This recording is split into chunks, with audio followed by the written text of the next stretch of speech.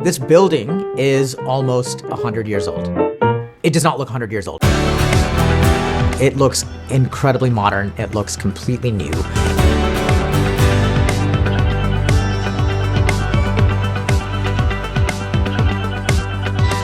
We've really tried to create a much more collaborative and open and welcoming environment for both undergraduate and graduate students. We've completely revamped our undergraduate labs that give students training on state-of-the-art, industry-grade machinery. The labs here at Purdue do a good job of exposing our students to just about anything that they're going to see in the ECE field.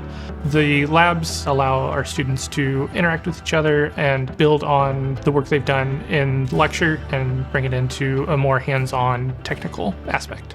The Purdue ECE shop allows students to work on different kinds of labs for classes with components that are available to them with no charge to the students.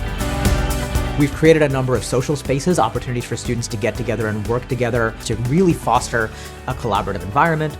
The space is actively used throughout the semester. Our students will sit down. They're either working on homework or catching up with friends. So it's a nice community building aspect. There's been many times I walk with a friend into the student area and sit down for a little bit before going into our respective labs. It's very nice, very open, allows for communication. The experience here for our students is great. We have really rethought the way that undergrads and graduate students should be kind of living in and interacting with and working in this building.